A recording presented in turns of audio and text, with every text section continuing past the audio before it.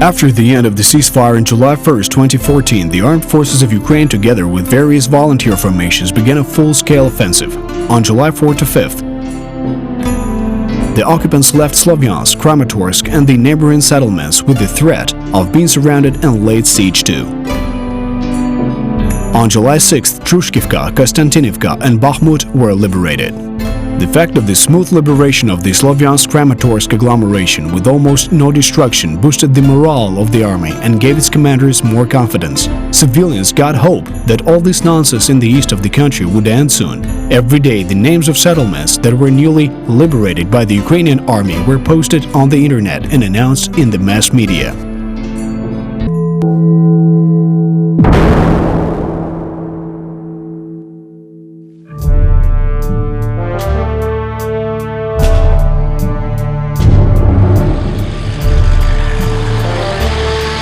This is the film about the ATO, the history of war.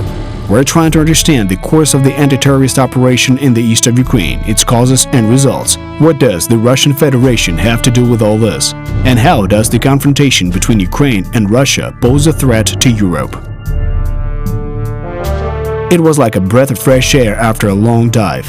And the average person in the street did not want to think about the fact that it was just a warm-up or that the real war was still ahead and, in fact, was just flaring up. Headquarters of the ATO left the dusty area near Izum. Having moved to the airfield of Kramatorsk, the generals unfolded new maps and drew new arrows. Meanwhile, the Russian-backed forces were regrouping, receiving new weapons, and, in attempt to stop the advance of the Ukrainian troops, blowing up bridges. Disregarding the basic needs and safety of average citizens, the terrorists were actively destroying major infrastructure facilities. As of July 22nd, one way or another, 13 bridge crossings were severely damaged. One of the first on July 4th, the bridge across the Seversky Donets River in the village of Chorhizbenka in the Luhansk Oblast was blown up. That led to the isolation of the settlement from the outside world, seen as the distance to Severodonetsk around the bridge was 100 kilometers. The situation with the delivery of supplies or calling an ambulance was greatly complicated.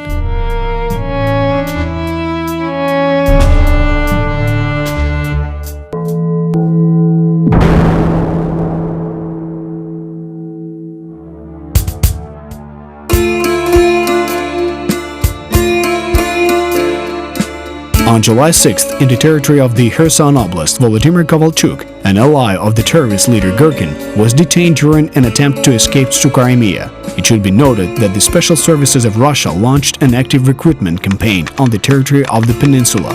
They were training militants and teaching them how to handle weapons and explosives. Consequently, 2 such militants were apprehended on July 7th in the Kharkiv Oblast. Their main goal and tasks were to organize and commit acts of terrorism. On the same day, at about 1 p.m., the Russian-backed troops blew up a bridge along the Novobakhmutivka-Ocheretyane railway line. A train was moving along the bridge at the time of the explosion, but fortunately enough, there were no casualties. The bridge across the Seversky Donets River in the Liman-Bakhmut-Horlivka highway was also seriously damaged. This episode did not prevent the ATO forces from liberating the nearby city of Siversk and moving closer to the city of Lysychansk by July 10th. However, the actions of the army in this area were limited by the proximity to the Lysychansk oil refinery. The situation was aggravated by the fact that special heavy rescue vehicles were confiscated by the Russian-backed troops. Thus, on the night of July 18th, the militants using MRLS, multiple launch rocket system, shot the territory of the refinery. Due to the lack of the aforementioned vehicles, putting out the fire turned out to be a difficult task. MLRS multiple launch rocket system, characterized by high performance and suddenness of strike since it shoots volley fires. Due to high dispersion, it has mediocre accuracy. It is effective against infantry without cover and groups of vehicles. MLRS are fired not at a specific target, but at an area where the target is located. The military call them heavy artillery strikes. Back on July 9th, in the area of the village on the border Dmitrivka, the Ukrainian army destroyed 2 BM-21 installations, better known as Hrad missiles. It is important to understand one nuance. This vehicle fires volleys of 20 to 40 missiles and each one costs, depending on the modification, from $400 to $1,000.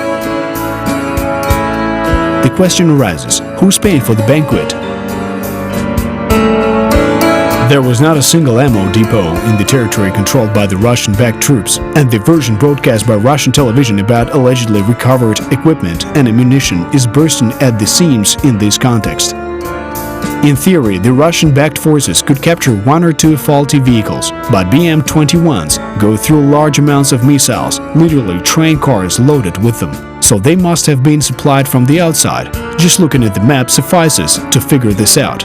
There's only one country that manufactures such missiles and has a lot of them in its warehouses borders with the DPR and LPR, namely Russia.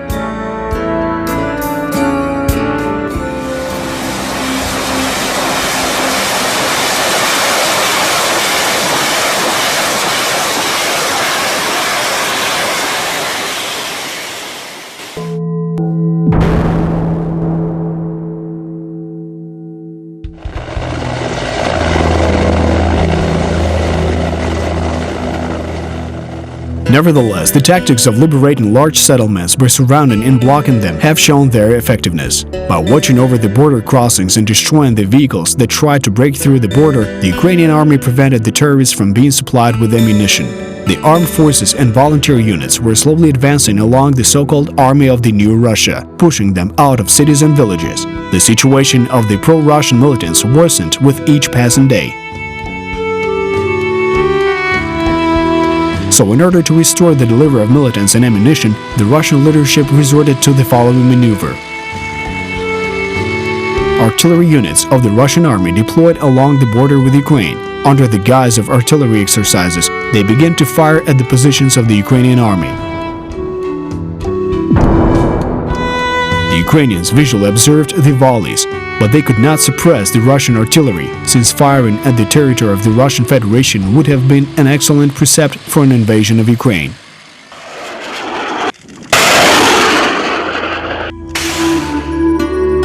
On July 11th, the field camp of the Ukrainian 24th Brigade near the village of Zelenopilya was fired upon. The enemy chose an opportune moment for the attack, as convoys of the 72nd and 79th Brigades gathered at the camp to further block the state border. Adjusting the fire with the help of an Orlan-10 UAV, Russian artillery executed a massive shelling. Subsequently, as a result of independent investigation of the fact, it was found that at 4:30 the camp was hit by a combined volley of 14 combat vehicles, which amounts to a total of 560 missiles. As a result of the attack, 37 military personnel were killed, more than 100 people were injured, and a large amount of equipment was burned.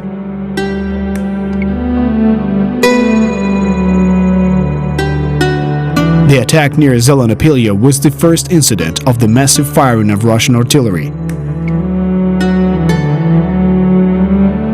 Afterwards, such attacks became more systematic and continued daily until the middle of August 2014.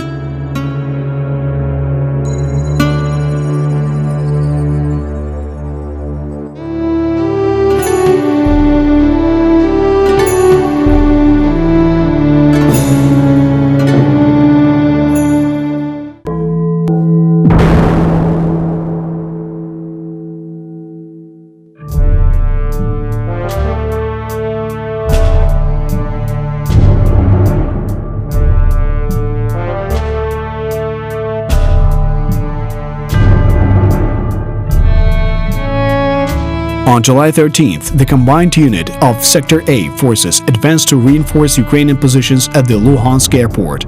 After the destruction of the bridge in the village of Krasny Luch, Mamusheve since 2016, on July 7th, the bridge in this area across the Luhan River had become a strategically important object. The only such acting bridge remained in the neighboring village of Sabivka. To preserve it, the village was taken under control.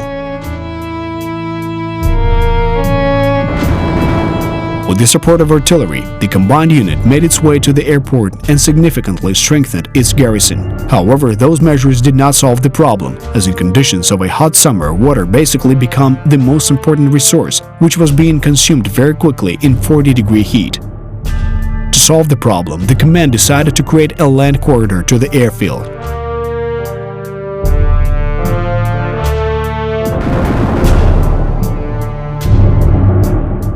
On the same day, the terrorists blew up a bridge near Kharkiv, allegedly to prevent Ukrainian troops from advancing to Savur-Mohyla.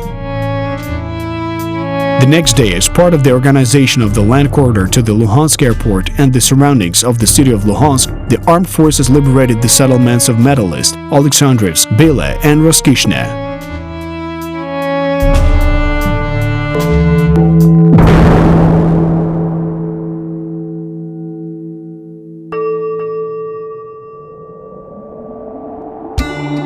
A Ukrainian transport aircraft An-26, which supplied water and food to the troops at the state border, was shot down above Krasnodon. Of the 8 crew members, 2 were killed, 5 were rescued by special forces search groups, and the pilot Serhiy Mordvinov was taken prisoner and then was exchanged after 2 months.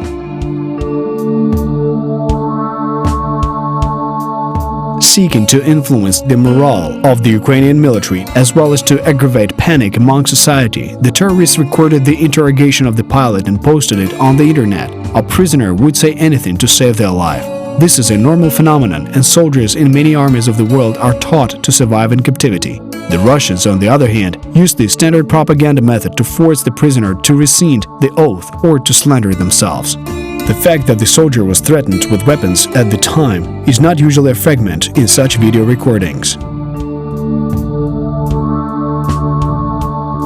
The propaganda of the Russian Federation tried to break the morale of the Ukrainian military in every possible way, as well as to instill the myth of the invincibility of the Russian army and the futility of resistance. Mass media disseminated false evidence of the enormous losses on the Ukrainian side, sometimes overestimating the figures by more than 10 times. Moreover, Russian journalists did not put much effort to being accurate with the classification of the subdivisions. They called any more or less organized units the National Guard, regardless of whether it was the police or the army. Every other unit that could not be easily defined they called the right sector. That introduced a certain level of confusion in the information field. Intentionally juggling with words, the federal propaganda often exaggerated the successes of Russian terrorist forces. At the same time, not a word had been said about the support of militants with Russian human resources and military hardware. When covering the aforementioned shelling near Zelenopilya, the fake chroniclers declared the complete destruction of the 24th Brigade. But the fact that the brigade consisted of over 2,000 soldiers and its tactical groups operate all over the ATO zone was modestly omitted by those journalists, if they can be called that. Every slightest mistake of the Ukrainian command was discussed into oblivion in the Russian news releases. The army is a large organism and flaws can be found in it at any time. Every smallest episode of desertion, drunkenness, or disobedience was inflated in every possible way. To intimidate the local population, the federal television channels kept screaming about the alleged war crimes of Ukrainian security forces, one louder than the other. A correlation became obvious. The more effective a unit became at fighting back the Russian-backed forces, the more Russian media tried to attribute these fabricated sins to its soldiers. So on July 12th to 13th, a story was aired on the Russian Channel 1. In it, a refugee from Slavyansk, Halina Pishniak, claimed that ostensibly the soldiers executed the young son and wife of a militiaman. The report incited serious public resonance. As it turned out, such information had already been published on social media several days prior to that. However, the propagandists outplayed themselves in that case. Parallel investigations were conducted. Both Ukrainian and Russian journalists, independently of each other, proved that the statement was absolutely false, and the only true fact in the report was the name of the so-called refugee whose husband joined the terrorist group of Igor Girkin. In the end, Russian journalists turned to Yulia Chumakova, the head of the South Russian Bureau of Channel 1 and the author of the scandalous plot, for comments and details, but she flatly refused to give any explanation. This and many other similar stories are nothing more than an attempt to stir up ethnic hatred between Russians and Ukrainians. Showing false reports on the Central Television channel was neither a mistake nor a miscalculation. It was a deliberate attempt to demonize the Ukrainian military, so there's nothing surprising about that. If you hate your enemy, it's easier to fight them. Similar techniques were used in all wars of the 20th century. Taking into account the events that happened later, we can confidently claim that Russian television was preparing the population of their country for the invasion.